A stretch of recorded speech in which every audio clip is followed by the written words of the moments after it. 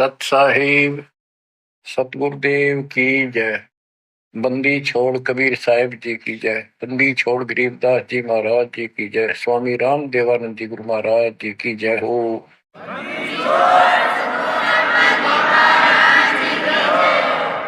सर्व संतों की जय, सर्व भक्तों की जय, धर्मी पुरुषों की जय। श्री काशी धाम की जय, श्री सुडानी धाम की जय, श्री क्रोथा धाम की जय, श्री बरवाड़ा धाम की जय। सत साहिब जय जय सतगुरु मेरे की जय जय सतगुरु मेरे की। सदा साहेबी सुख से बसियो अमरपुरी के डेरे की। जय जय सतगुरु मेरे की जय जय सतगुरु मेरे की। सदा साहेबी सुख से बसियो सत्यलोक के डेरे की। सदा साहेबी सुख से बसियो सत्यलोक के डेरे की। निर्विकार निर्भय तू ही और सकल बेमान। जी साधो और सकल बेमान। सब पर तेरी साहिबी सब पर तेरी साहिबी। तुझ पर साहिब ना निर्विकार निर्भय। बच्चों, परमपिता परमात्मा कबीर जी की असीम रजा से आज आप अपने घर की जानकारी प्राप्त कर पाए हो। ये सामान्य बात नहीं है जो दास आपको बता रहा है, क्योंकि आपने कभी सुनी नहीं थी ये बातें। कहीं स्वप्न भी नहीं था कि ऐसा भी कुछ है। जब तक इस गंदे लोक में हम जिसको सुख मान रहे हैं, हम आखिरी दुख मानते हैं मृत्यु को, या फिर उस रोग को जो जानलेवा है। बस उसके बाद कितना कष्ट आ जाओ हम उसको दुख नहीं मानते, क्योंकि हम अभ्यस्त हो गए। इस कष्ट को झेलन की आदत बन गई। टांग कट जा, हाथ कट जा, टूट जा, फिर भी हम जीने की आशा करते। और बात भी सही है, वे क्यों तो जन्म हुआ था, फिर मृत्यु क्यों हो रही है। हम और सब कष्ट को स्वीकार करने के तैयार हैं, लेकिन मौत अच्छी ना लगती। हाँ, मौत को जब सरेंडर करते मौत के लिए, जब कति महादुखी हो जा, शरीर कति नष्ट होना हो, कंडम हो जा, उठा जाना बैठा जा, सांस भी साबित ना हो, हम स्वयं जब मानते हैं ये भगवान इसका अच्छा तो मर जावा। वो तो है ही, मरना तो है ही, मरे भीगा। लेकिन मरने के बाद कौन सा सुख होगा। फिर कुत्ता बन गया, गधा बन के कीड़े पड़ गए, वहां कौन संभालेगा। तो ये अभी हमें ये ज्ञान था नहीं, ये ऐसी दुर्गति हो क्यों रही। आपको दास बार बार बताता है, मनुष्य जीवन उन्हीं को मिलता है जो बहुत ही पुण्यकर्मी होते हैं। पिछले जन्म उनके जबरदस्त होते हैं। ये अलग बात है, किसी के ज्यादा होते हैं अच्छे कर्म, किसी के कम होते हैं, पर बढ़िया कर्मों वाले ही मनुष्य जीवन प्राप्त करते हैं। और मनुष्य शरीर में उनको सुविधाएं भगवान देता है जो एक मानव को मिलती है। जिनके पास पैसे ज्यादा हैं वो ज्यादा बकवास करते हैं। कार ले ले, कोठी बन गई, और भी कोई 10-5 प्लाट खरीद ले, यानी भक्ति की तरफ नहीं जा सकते बाबा। या जो कतिय दुखी है हैंड टू माउथ है, यानी समय पर रोटी ना मिलती, वो भगवान के लिए जागा कहाँ। उसको सारा दिन रोजगार की समस्या समस्या पर समस्या रहती है। तो कहने का भाव ये है कि जब तक हम थोड़े बहुत सुखी नजर आते हैं, जिस गंदे सुख को सुख मान रहे, तब तक हमें भगवान की कभी जरूरत नहीं। ये ज्ञान हो या फिर कष्ट आना शुरू होता जब भगवान याद आता, उसके लिए परमात्मा कहते हैं कबीर साहब, कबीर दुख में सुमन सब करें, सुख में करे न कोई, और जय सुख में सुमन कर ले तो दुख का एक हुआ। कबीर सुख में सुमन किया नहीं, दुख में करते याद, कहे कबीरता दास की कौन सुने फरियाद। सुख में तो करा नहीं, जब कैर टूटने लग गया चारों तरफ से, कैंसर डिक्लेयर होगी, सांस साबित नहीं आंदा, कई कर्म मीनता फिर भी नहीं मानते कि नाम ले लो और भक्ति कर लो, गला ना देखी जाएगी।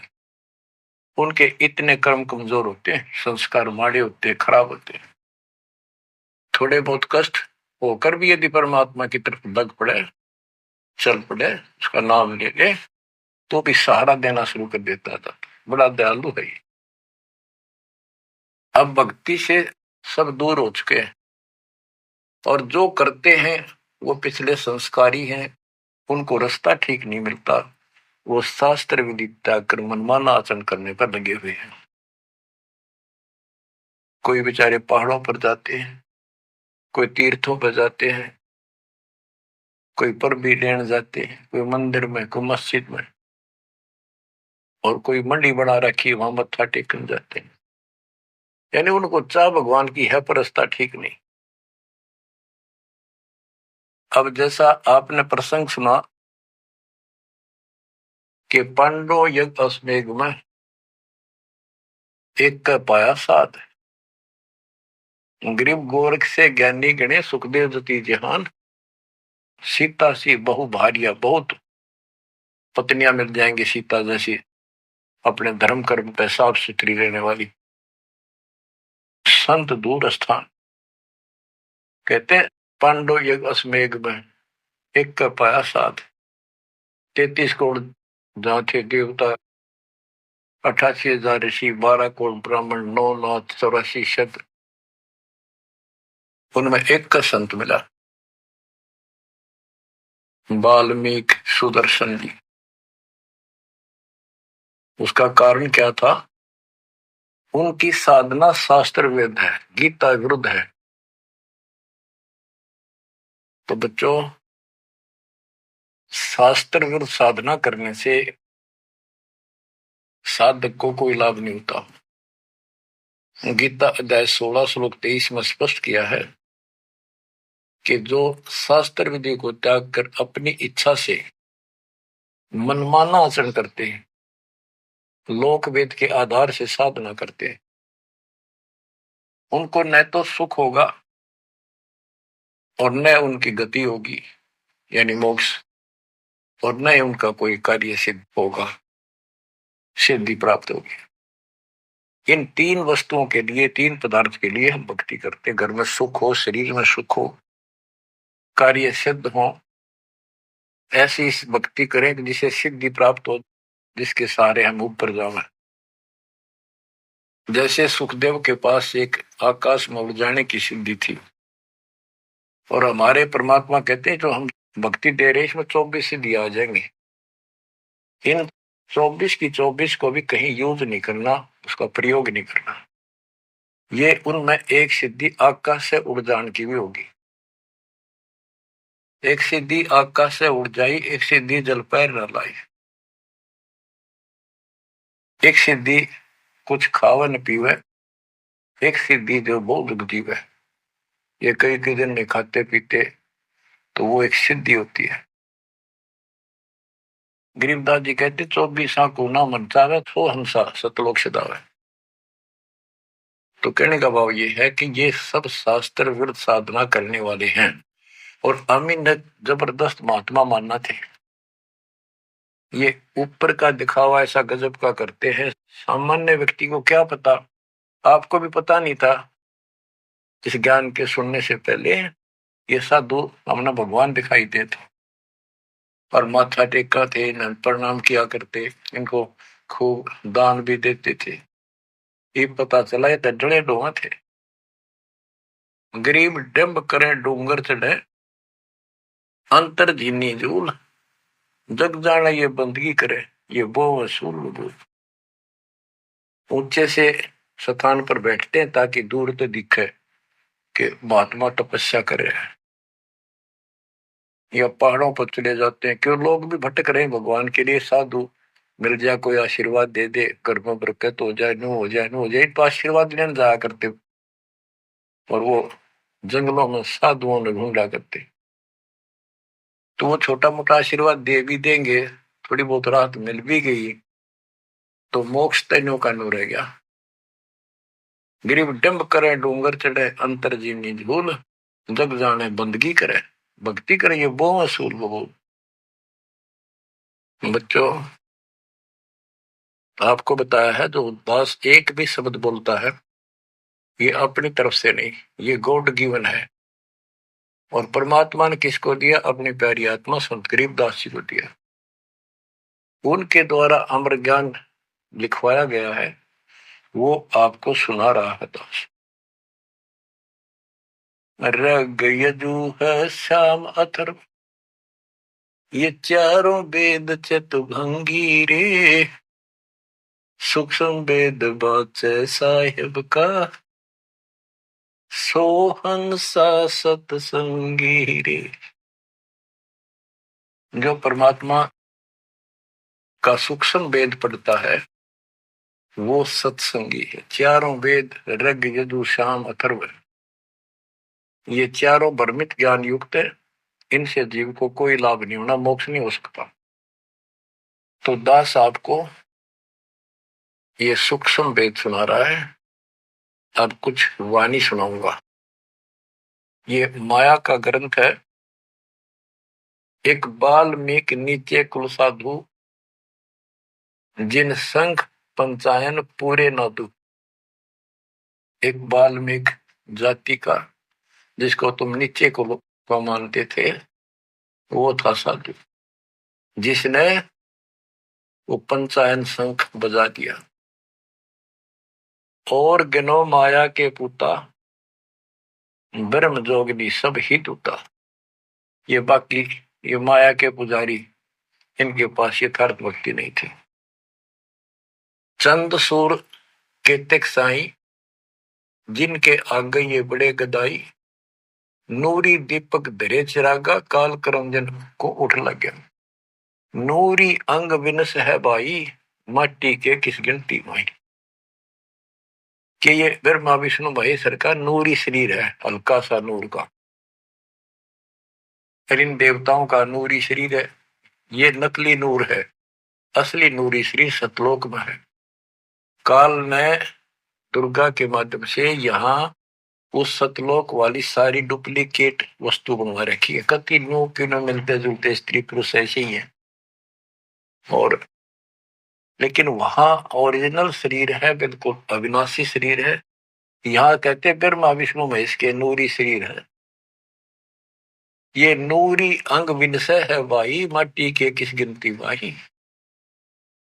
जब ये ब्रह्मा विष्णु महेश जैसे मरेंगे तो ये मिट्टी के जो हमारे हैं, तुम्हारे मनुष्य के, ये कौन से खाते में है कि तुम ना मरोगे। और फिर क्या कहते हैं? ऐसे भ्रम ना भूलो लोई, इनकी ओट न उभरा कोई। जिनकी देवताओं की, ब्रह्मा विष्णु महेश की, देवी की, काल की तुम आड़ ले रहे हो, शरण लिए बैठे हो, ऐसे भ्रम ना भूलो लोई, इनकी ओट न उभरा कोई। कोई पार नहीं हो सकता, किसी का कल्याण नहीं हो सकता। यही 84 लाख योगियों पर कष्ट उठाते रहोगे। अब क्या कहते हैं? या तो 56 कोटि सहारे, और करी ठगोरी क्षण में मारे। 5 तत्व त्रिगुण की पूर्णी, आवे ब्रह्मा विष्णु महेश्वर जो। ये ब्रह्मा विष्णु महेश भी जन्म मरण के अंदर आवेंगे।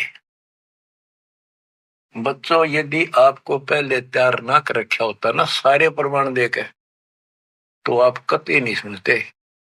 अगले दिन आप कतई कान का नहीं लाते यूट्यूब के चैनल को, जो कहो झूठ बोल रहा है। और आज आपके घीसा गल्ला है कि गजब अजब कति साची सारी। और ये 300 वर्ष पहले संत गरीबदास ने लिखे कदर गए थे।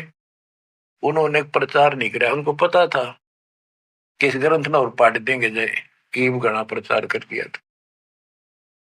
आग ला देते इसका पहले जो इतना गहराई से कोई बतानिया होता था। और अब ओए होए, ये जो दिल करता है सुने जावा कितनी गजब की सच्चाई और पढ़े जावा। देखो बच्चों कितना अंतर हो गया। अज्ञान के कारण हम अपने खजाने न छोड़े फिरा थे। चारों युग में संत पुकारे को कहा हम हेल रे, हीरे माणिक मोती वर्षे ये जग चुकता ढेल रे। हम डले इकट्ठे करा थे डले कंकर, शास्त्र विरुद्ध साधना करके। और ये हीरे माणिक मोती है, ये है वह सच्चाई रूपी हीरे मोती, ये वर्षन लाग रहे और सच्ची भक्ति। अब क्या बताते हैं, ऐसे भ्रम ना भूलो लोई, इनकी ओट न उभरे कोई। या 256 कोटि सहारे करी ठगोरी छन में मारे। अब सुनो, या 256 कोटि सहारे करी ठगोरी छन में मारे। 5 तत्व त्रिगुण की पुनी, आए ब्रह्मा विष्णु महेश्वर जूनी। देखो काल का जाल कितना भयंकर है।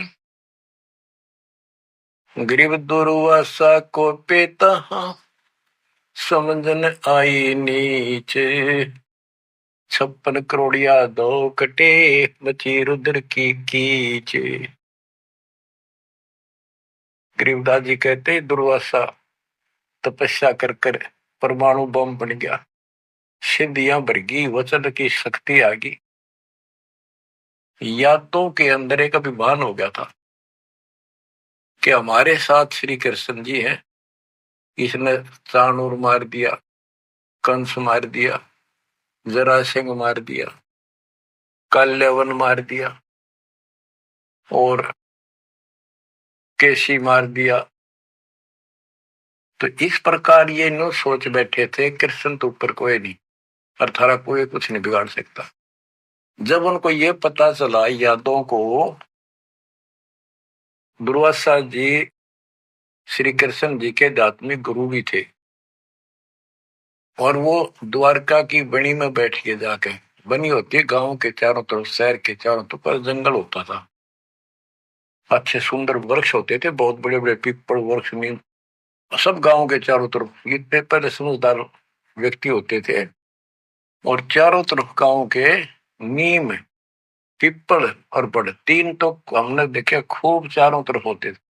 उनसे ऑक्सीजन गांव में जाती थी, किधर की हवा चलो सारी ऑक्सीजन जाती थी।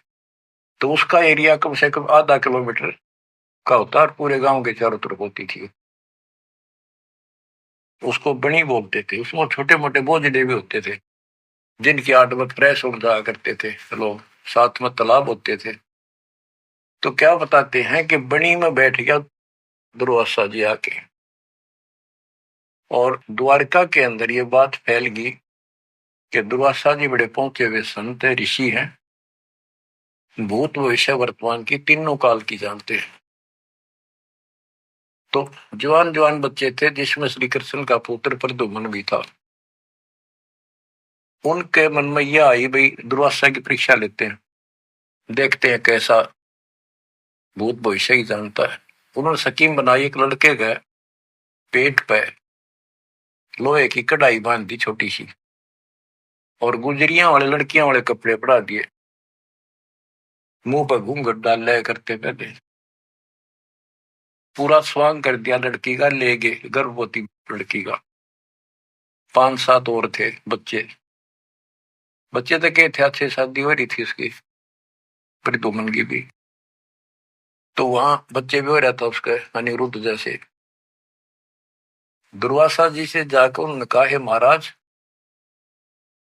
आप तीनों काल की जानते हो, त्रिकालदर्शी हो।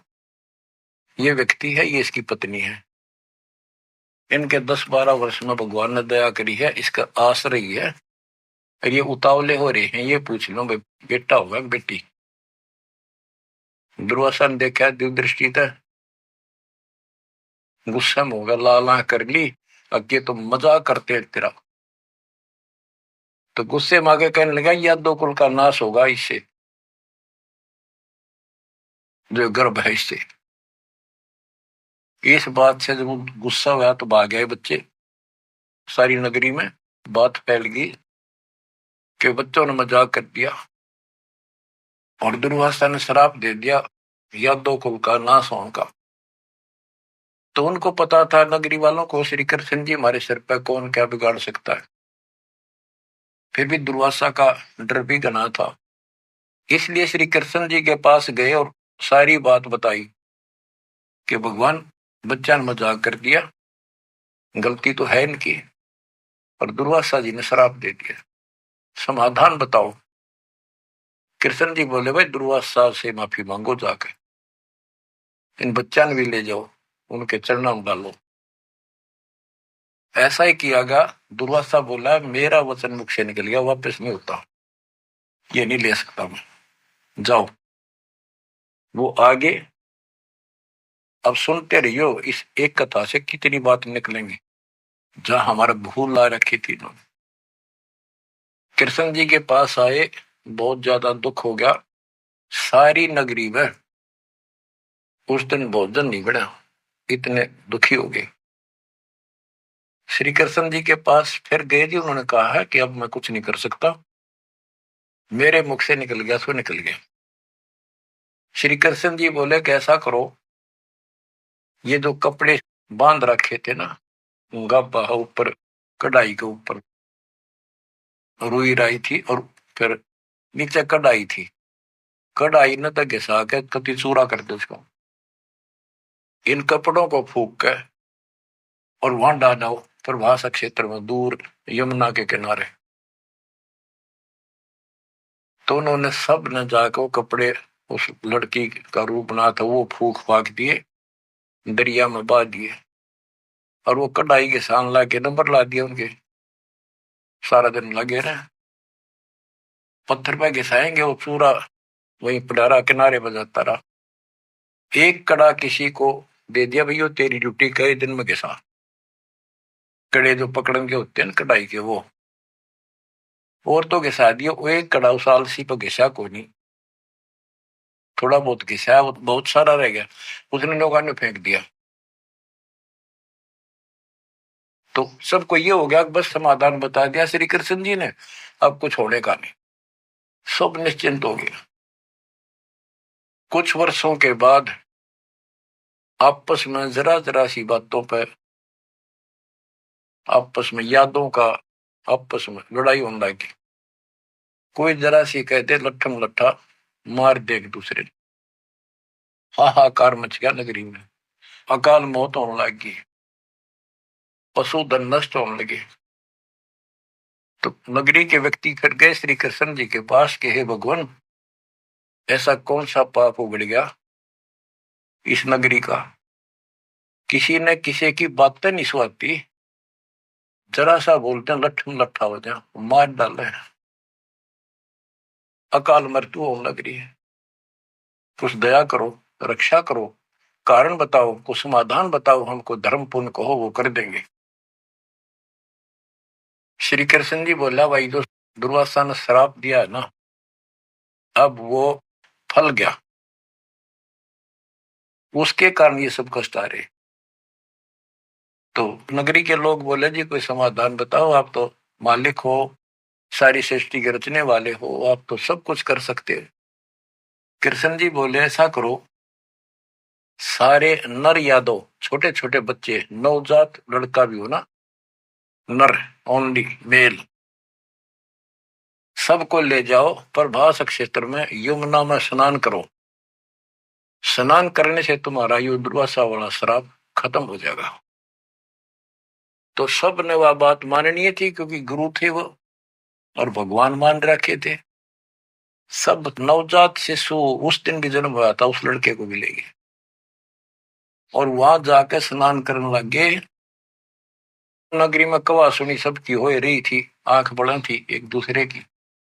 और जो कढ़ाई का चूर्ण, लोहे का चूर्ण बना कर डाला था, उसके एक घास उग गया तीखे पत्तों वाला, जैसे डाब होती है कुछ कुसकुसा जैसा, लंबा लंबा पठेरा सा सर जैसे, और इतने तीखे जैसे हम कई बार खेतों में ईख होता ना, ईख के पत्ते बहुत तीखे होते हैं, जरा सी सावधानी ना बरते तो हाथ में काट देते हुए उंगली में पूरा निशान बना देते थे।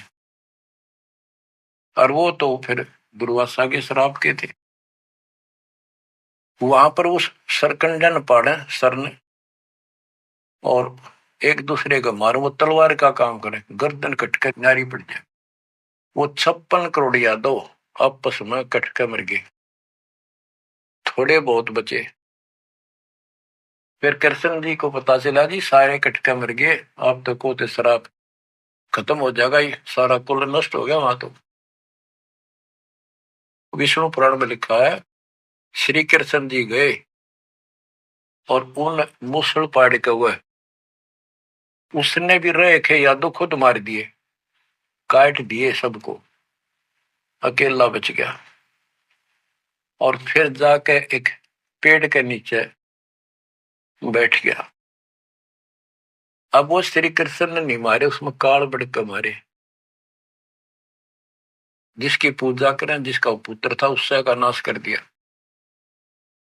फिर क्या बताते हैं, जो बाली मारा था श्री रामचंद्र जी ने एक वृक्ष की ओट लेकर, बाली को मार के सुग्रीव को राज दिया।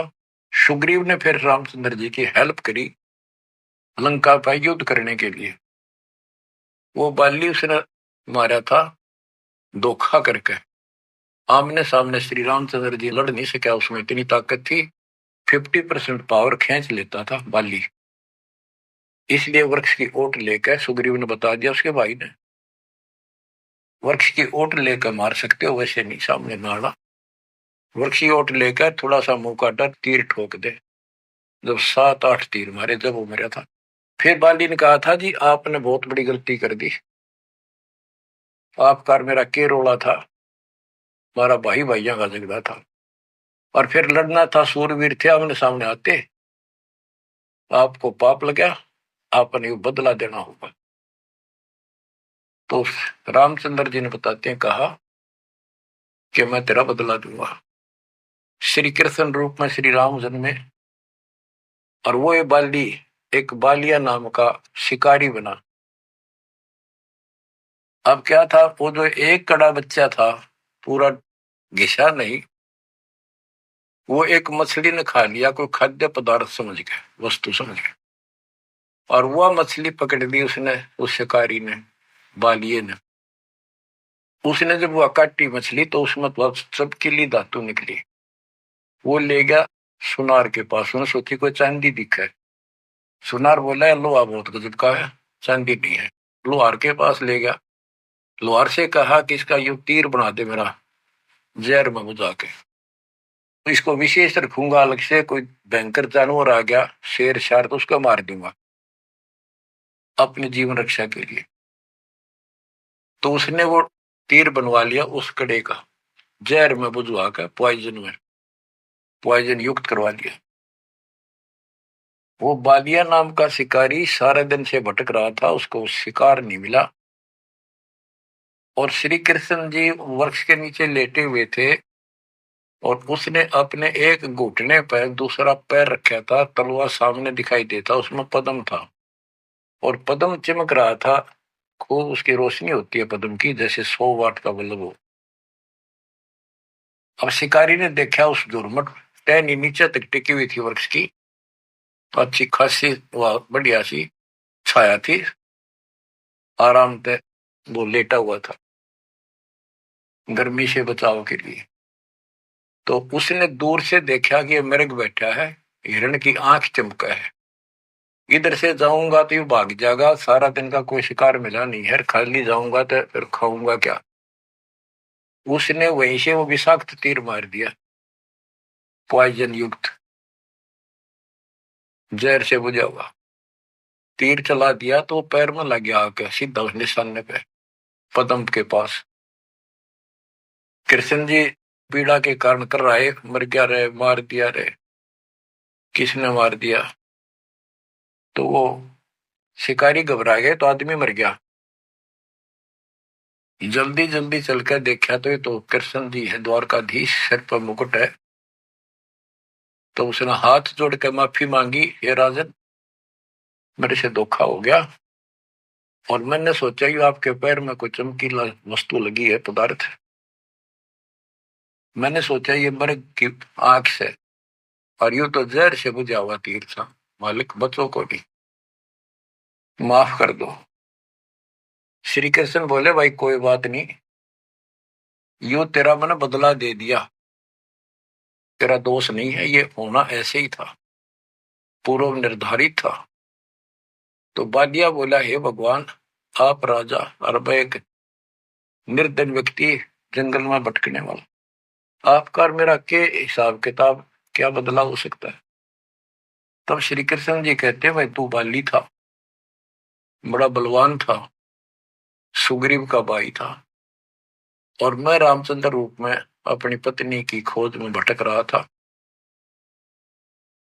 और तेने अपने भाई को दुखी कर रखा था। उसने मेरे से वायदा किया, सुग्रीव ने, तेरी मदद कर दूंगा, मेरे भाई तो मेरा राज दिला दे। तने सीधे हाथों दिया नहीं तो युद्ध करना पड़ा, वृक्ष की ओट लेकर मैंने तू मारा, वैसे नहीं मार सकता था, वो मेरे से गलती बनी थी, धोखे से मारा तेरे, आज तूने भी मुझे धोखे से मार दिया, मैंने अपना बदला दे दिया, अब तू जा, और हो सके तो पांडवों को बता दे जाके, मेरे रिश्तेदारों को, कि ऐसे ऐसे हो गया, सारा यादव को लड़का मर गया, श्री कृष्ण भी अंतिम सांस गिराए।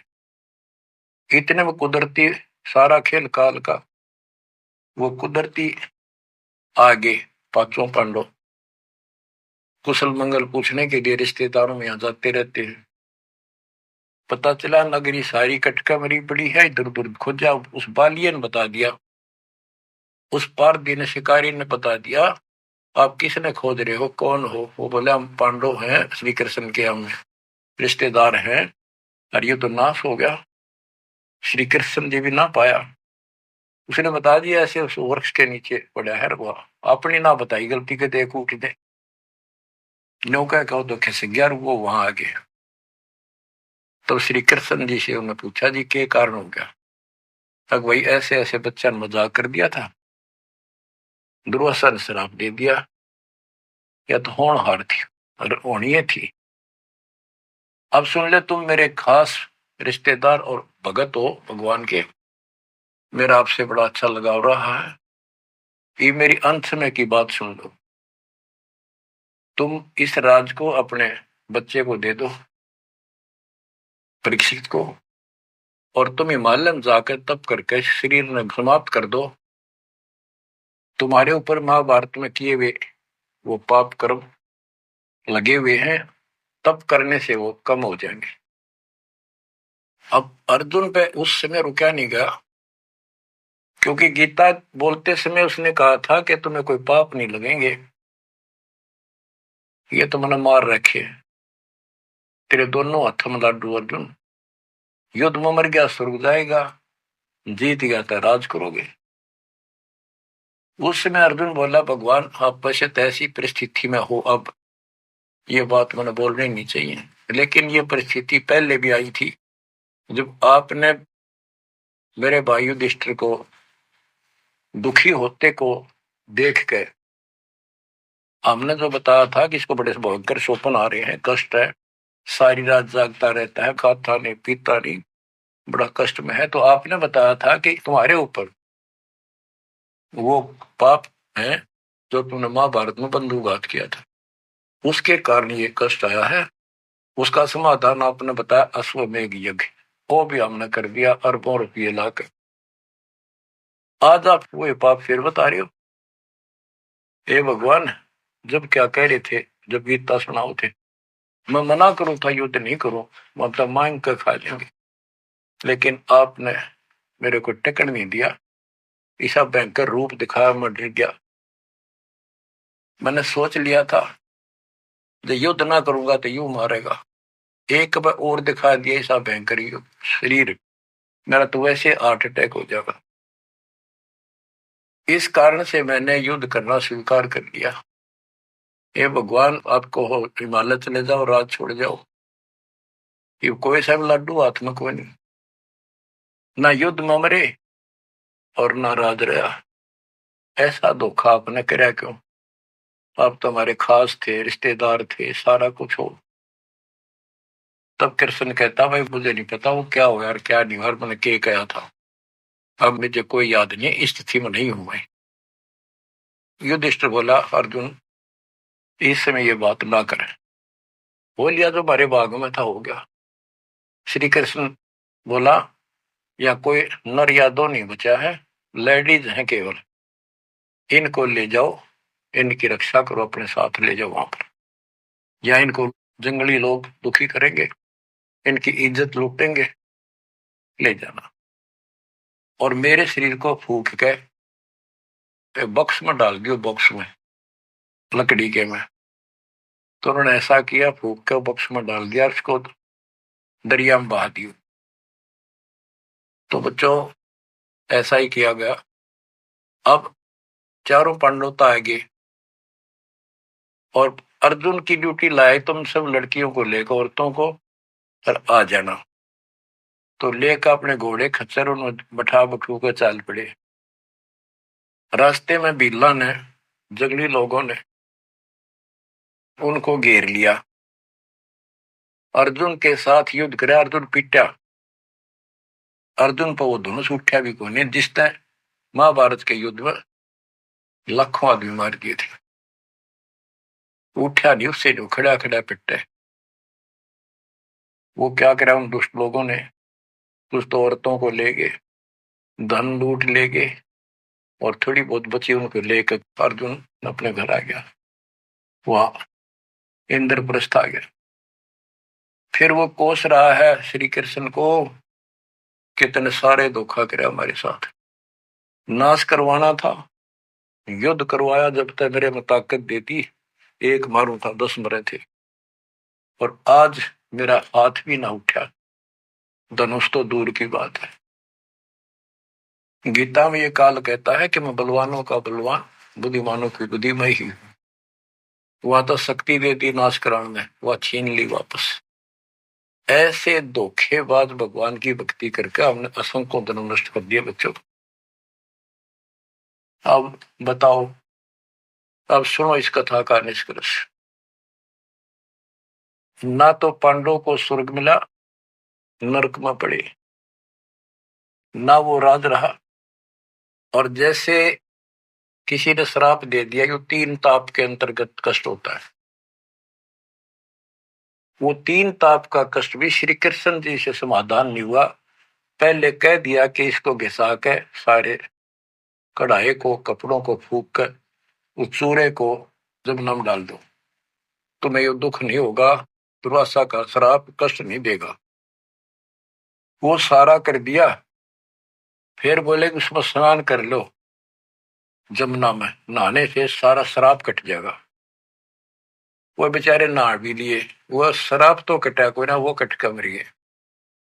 तो ये नकली जितने संत हैं नो धोखा दे रहे तुम्हारे साथ। वह ऐसा चढ़ा दो, वहां स्नान कराओ, पर भी में नहा लो, कुंभ का मेला बड़ा, पर भी में नहा लो, मुक्ति हो जाएगी है, उस तालाब में नहा लो, तीर्थ में, वहां मुक्त हो जाएगा। ये नो विरान मट्टी करे, कुछ होना जाना नहीं। तुम कौन राम का जपते जापम, ताते कटे ना तीनों तापम। अब क्या बताते हैं, ऐसे भरम न भूलो लोई, इनकी ओट न उबरे कोई, या 256 कोटि सहारे, करी ठगोरी छन मोरे, 5 तत्व त्रिगुण की पुनी, आए ब्रह्मा विष्णु महेश्वर जूनी, अष्ट सिद्धि 9 निधि मन के पोए, जा पर ब्रह्मा विष्णु महेश्वर रोए, नौ अवतार पार ना पाए, ब्रह्म जोगिनी सब डकाए। कृष्ण विष्णु कन्वा भगवाना, ब्रह्म जोगिनी संग खिलाना। 14 लोक रसातल कूटे, कोई गुरुमुख साधु दर ले छूटे। के कोई गुरुमुख साधु पूर्ण संत का उपदेशी भगतमती केवल इनका बचाव हुआ। यम किंकर के धाम नरेशा, सर दर्शन के बंधे केसा। विष्णुपुरी लूटी विधि भारी, जा चंदा बदनी कामनी नारी। भोग विलास करे वहां प्राणी, बोर पड़े हैं चारों खानी।